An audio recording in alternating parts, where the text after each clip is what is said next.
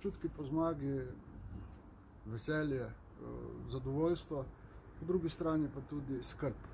Predvsem skrb v tem, da na en način, da ne izdamo naših volivk in volivcev, da vse tisto, kar je bilo obljubljenega na en način komuniciranega sedaj v predvolilni kampanji, tudi v resnici postorimo.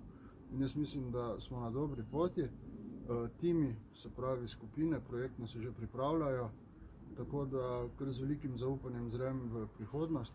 Seveda prvo bo potrebno poskenirati, pregledati vse, kar je bilo postorjenega in kaj ni bilo postorjenega, kakšno je stanje financ, kakšno je stanje po javnih zavodih, kakšno je stanje v občinski upravi, poskušati stvari tam, kjer je potrebno sanirati, jih vzpostaviti na novo in seveda potem s polno močjo naprej.